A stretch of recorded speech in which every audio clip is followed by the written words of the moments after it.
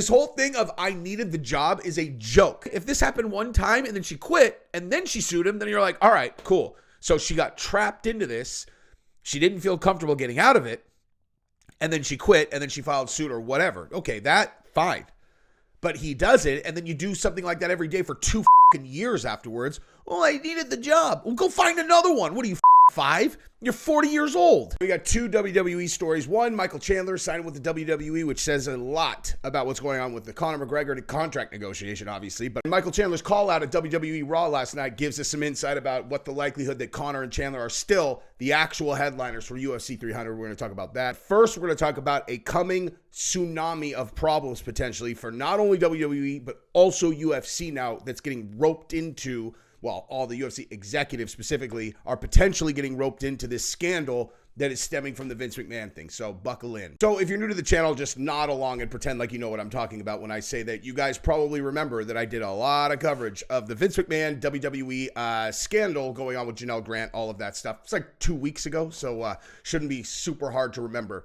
But if you do remember, one of the things that I said very clearly was that what you can expect for Vince McMahon is a criminal investigation. Well, we know that already, that there's a criminal investigation. But what you can also know for sure is that whoever is in charge of the criminal investigation is going to make it their number one priority to put him in jail. That's for sure. And the secondary thing I said is that anyone in the law profession who represents victims or, victims against employment predators or whatever, anything having to do with employment, abuse cases, any of that stuff, everyone in that profession is going to be calling every single person that they know, hey, do you know anyone who might be connected to the WWE or know anyone who might have worked for them, especially females who may or may not have had an inappropriate relationship with Vince McMahon or anyone associated with that. Because if they can find one, regardless of the validity of their claim, because of this situation right here, if they can get someone who has kind of like a story that sounds like it makes sense, that's just money to them. Because as these cases pile on, you have a much lower threshold of proof that you're going to be required to show in order to win a judgment or, in most cases, get a settlement. You have that as a result of a few things. But what I want to tell you why we're talking about this is that the UFC is now being roped into this, okay? So I'm going to continue to talk about this and tell you why this is happening. But the UFC is now going to be a part of this also because, well, how do you know that, Jesse? I'll show you. I will show you exactly how I know that. But this civil or the class action or where, you know what I mean? This whole, maybe it'll be a class action, but definitely there will be a group of claimants who are coming after Vince McMahon. They are also coming for UFC potentially, but I'll show you what I mean because I'm not just like, bang, that's what we're looking at. All right. This is not hypothesis. This is happening. Okay. So the reason that you can know this is going to happen is because of the visibility of this thing, the precedent that's been set recently in terms of, big famous guy, history of, NDAs and women, definitely an assumption of guilt. And also, and this is the big one, Vince McMahon just publicly cashed out $750 million in stock, which means everyone on earth knows he is ridiculously cash rich right now. Tons and tons and tons of cash, right? If he needed to pay out, I don't know, $150 million to make these go away, he can, right? Like write a check in his checking account if he wants it there, $750 million. You know what I mean?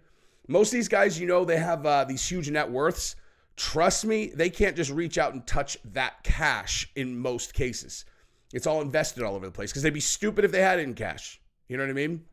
So that fact right there is this massive incentive for anyone in the civil litigation that deals with employment to be looking for anyone in WWE or around that to represent or whatever. So I did not anticipate that they would spread to the UFC, but that is exactly what's happened, and I'll show you how I know, like I said. Okay, so look at this. This is a sponsored ad on Instagram. Okay, sponsored ad on Instagram that someone sent me. Okay, a friend of mine who is a one of these rare people who's both female and a huge mixed martial arts fan, right? Like you go to my Instagram feed and it's just like fighters. It's like it's all it is. It's just MMA stuff and then every once in a while like hot girl. It's like not like probably 10 to 1, combat sports and then like some rando hot girl.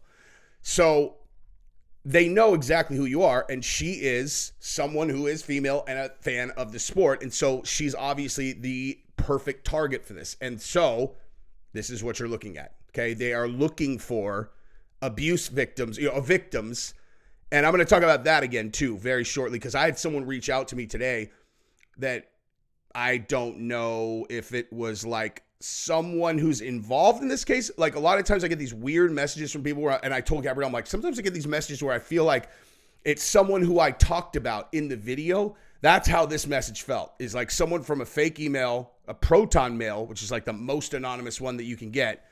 I'll tell you what it said in a second. But so yeah, this is a sponsored ad. Breaking news, sexual exploitation allegations against Vince McMahon and others at WWE/UFC. Financial compensation may be available. Really? Who at UFC? Okay. So when they go WWE/UFC, that is super misleading. And it is intentionally misleading because others at WWE/UFC, it's like, okay, well, that's technically true, but they're all at WWE. Okay, there's not anyone at UFC, at least not publicly, but they do WWE/UFC because why? Why are they doing that? Huh? Like why? Honestly, think. Why are they spreading from just WWE? These people that are looking to find claimants. The reason that they are looking to spread from just WWE, which they can tack onto this Vince McMahon thing, and also UFC. Guess why? Okay, it's not like they picked him at random. It's because TKO, the holding group that owns both companies, can be sued collectively, okay? So if they find claimants at UFC also, then they could sue WWE, they could sue UFC, and then they could sue TKO, and they could potentially sue Endeavor also, okay? So that's why, that's where they're targeting, okay? Like the reason they're targeting all of that is because it's a collective thing. Just like Janel Grant is suing Vince McMahon, John Laurinaitis, WWE, I don't even know, maybe TKO, who knows? You know what I mean? Although no, because she didn't, like TKO didn't own them when she was still there. But so anyone exploited or abused by Vince McMahon or anyone else affiliated with WWE or UFC may be entitled to significant financial compensation, no matter how long ago the abuse happened or if an NDA was signed. So they are piercing these NDAs consistently now. Like someone signed an NDA, they're going to go to an attorney. So this is what I'm saying. These NDAs are not holding up anymore. Okay. And I'll let someone who has a much stronger legal background than me talk about that on another channel. But I could tell you these NDAs that are signed under these circumstances are not holding up. They're not holding up because they're saying they were signed under duress. They're saying all kinds of crazy stuff. And the judges are the ones who determine whether an NDA holds up, right? So they sign an NDA, they take the money, right? And then they violate the NDA, and ultimately a judge is going to determine whether or not their accusation can be entertained in court if it comes behind a violated NDA.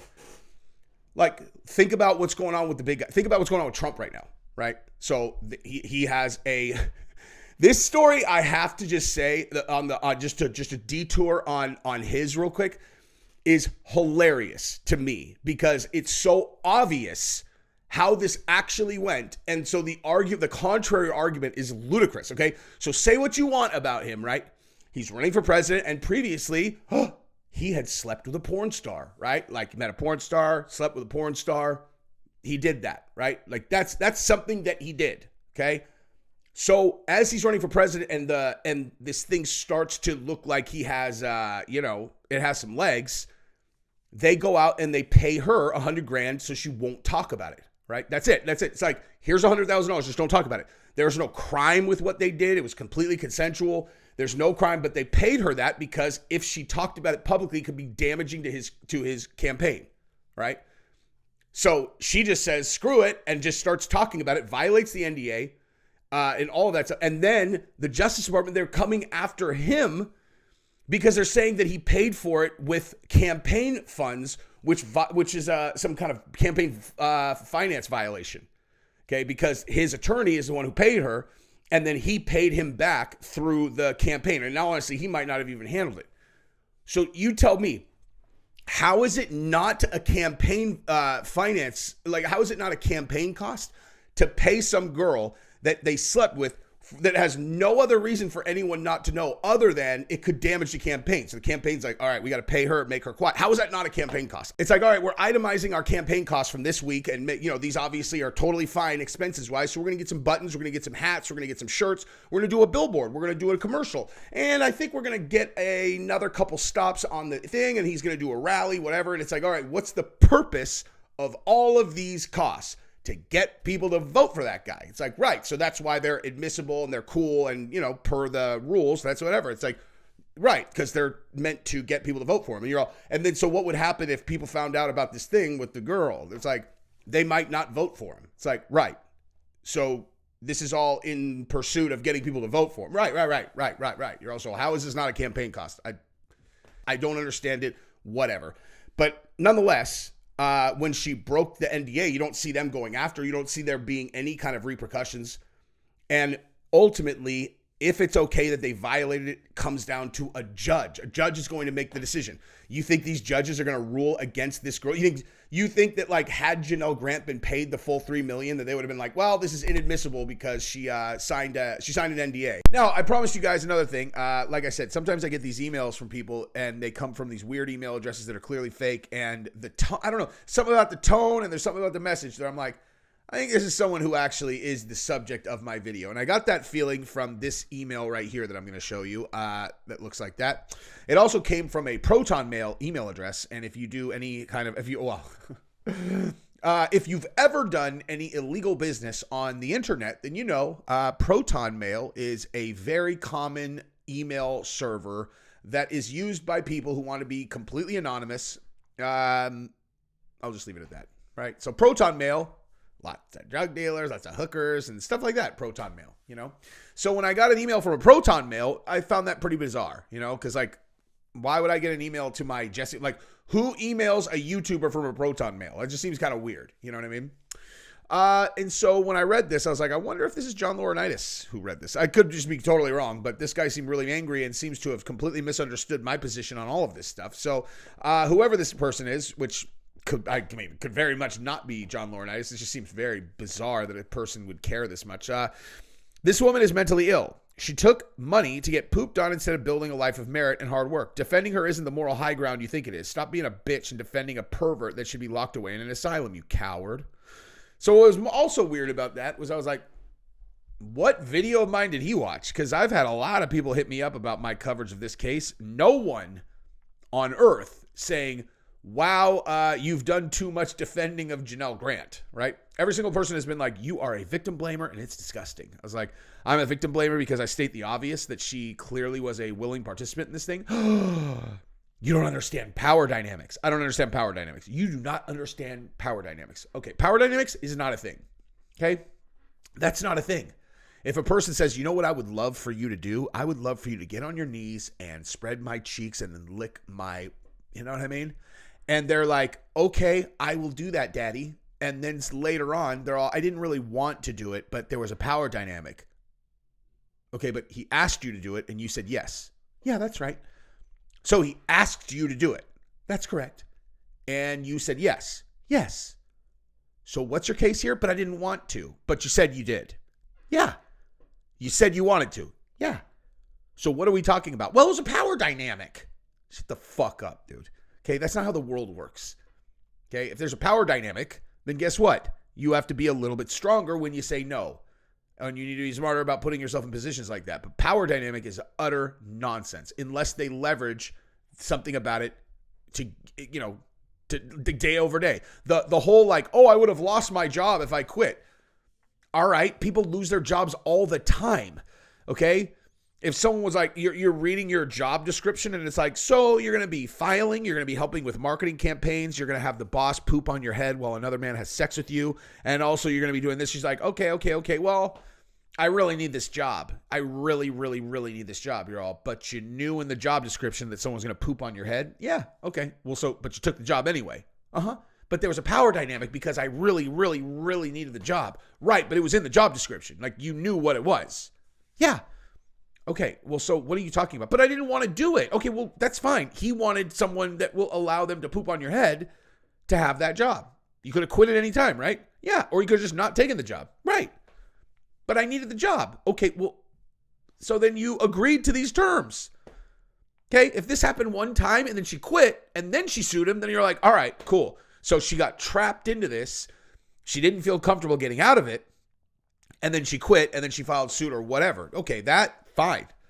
But he does it and then you do something like that every day for 2 fucking years afterwards. Oh, I needed the job. Well, go find another one. What are you, fucking 5? You're 40 years old. Give me a break, dude. I needed the job. Not my fucking problem and definitely not the criminal justice system's problem.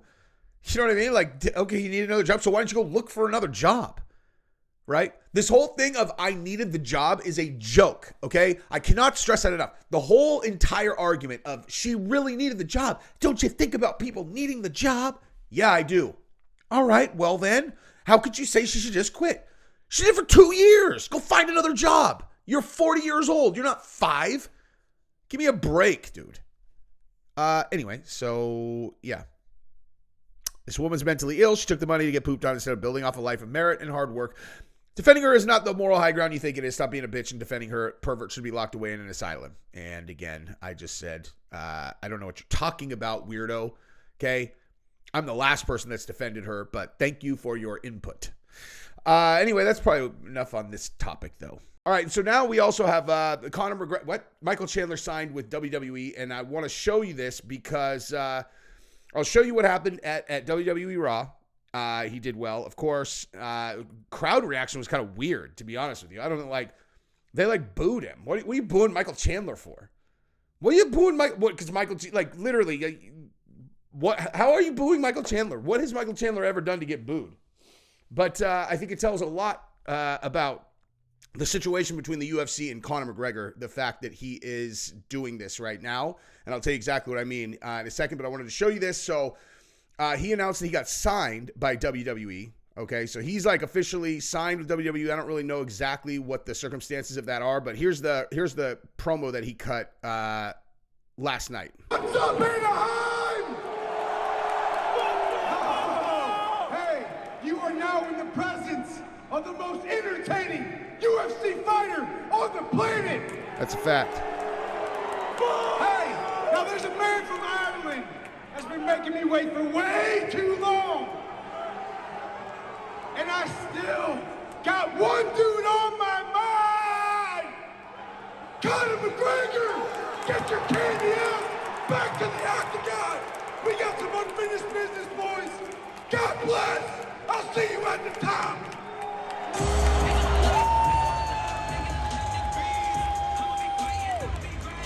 I mean, listen, dude, he's doing what else? He's doing what he can. He's doing what he can. And so when I saw that he signed, I got this announcement, or a notification on my phone, and it was like, signed, signed, sealed, delivered. And I was like, oh my God, I went there thinking it was going to be Conor for UFC 300. I'm like, oh God.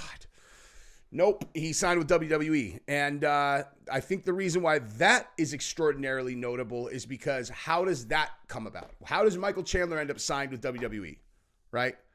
My hypothesis is it's because the organization knows they're fucking him by not giving him this fight, but they're not in control. The UFC's not in control, dude. I guess technically they could just put the fight together and then let Conor get out of his contract, go become an unrestricted free agent. But they want to do the right thing by Michael Chandler, and simultaneously they can't sacrifice the most important asset that they have under contract. That's a really complicated thing, what I just said, actually.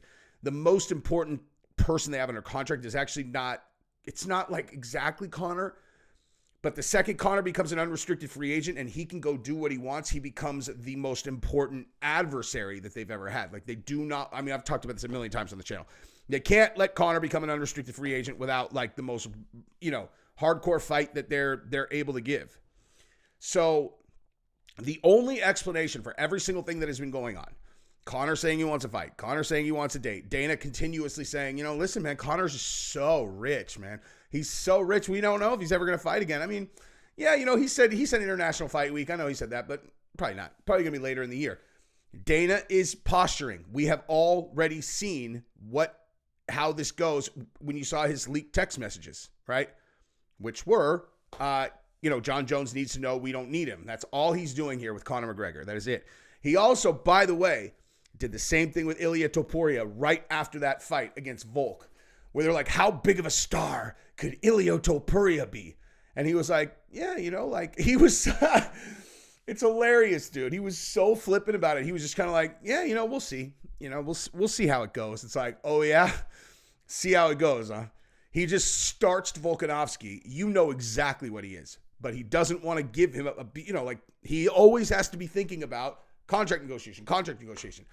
The second that Ilia Topuria signs like a 7-fight deal, like the big number 7-fight deal, then he can start, hyping, and he doesn't have to pretend like he's not that big of a deal and he's not that valuable and all that stuff, But, he's been doing this forever. He can see what's coming. Ilia is going to be a person who's going to drive a hard bargain. He's, I would imagine is what he's looking at. But nonetheless, as far as the Conor McGregor thing, there's nothing they could do. And Chandler they need to keep him paid, dude.